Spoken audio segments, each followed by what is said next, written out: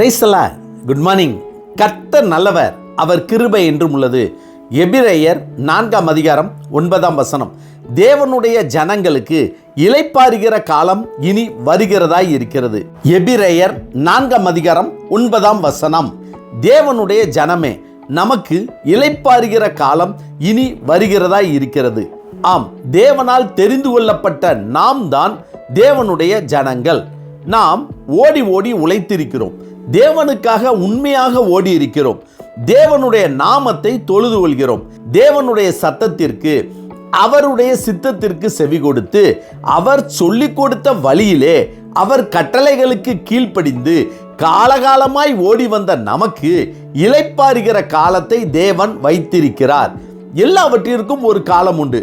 அழுக ஒரு காலம், நகைக்க ஒரு காலம், விதைக்க ஒரு காலம், அறுவடை செய்ய ஒரு காலம், அதுபோல உழைக்க ஒரு காலம், இளைப்பாற ஒரு காலம்.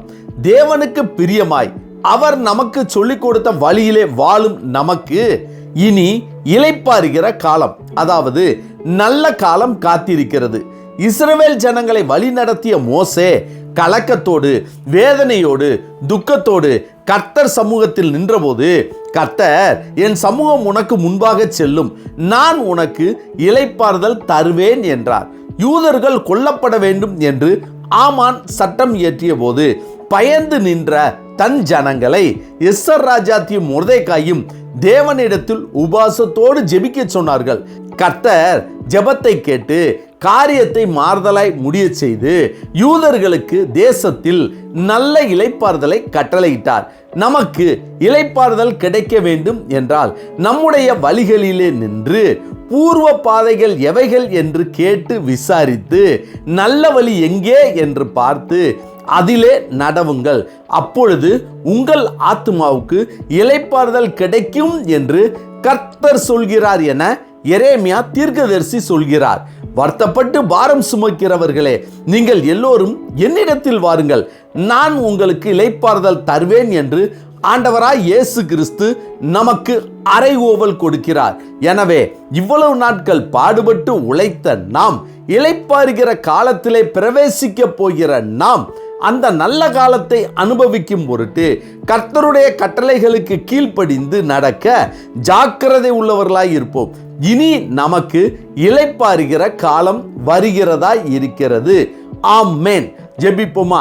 சர்வ வல்லமை உள்ள சேனைகளின் தேவனாகிய கர்த்தாவே, எங்களுடைய வாழ்க்கை இளைப்பாறுதலாய் இருக்க, அதாவது சந்தோஷமாய் சமாதானமாய் இருக்க, நித்தமும் உம்முடைய சமூகத்தை தேடி நாடி ஓடி வந்து நல்ல இளைப்பாறுதலை பெற்றுக்கொள்ளக்கூடிய கிருபையை கர்த்தர் எங்களுக்கு தரும்படியாய் நாங்கள் ஜெபிக்கிறோம். கர்த்தாவே, எங்கள் தேசத்திற்காய் ஜெபிக்கிறோம். எங்கள் தேசத்தில் நடக்க போகிற 2ஆம் கட்ட தேர்தலுக்காக நாங்கள் ஜெபிக்கிறோம். எங்கள் தேசத்திலே எங்களுக்கு நல்ல ஒரு இளைப்பாறுதலை கட்டளையிடுமாறு நாங்கள் ஜெபிக்கிறோம். கர்த்தாவே, நீர் இந்த நாளை எங்களுக்கு கொடுத்ததற்காய் நன்றி. இந்த நாள் முழுவதும் உம்முடைய வல்லமையின் கரம் எங்களோடு கூட இருந்து எங்களை பாதுகாத்து வழி நடத்தி எங்கள் தேவைகளை சந்திக்க வேண்டும் என இயேசு கிறிஸ்துவின் நாமத்தில் ஜெபிக்கிறோம் நல்ல பிதாவே. ஆமேன், ஆமேன். கர்த்தர் நல்லவர், அவர் கிருபை இன்று முழுவதும் நம்மோடு கூட இருப்பதாக. ஆமேன்.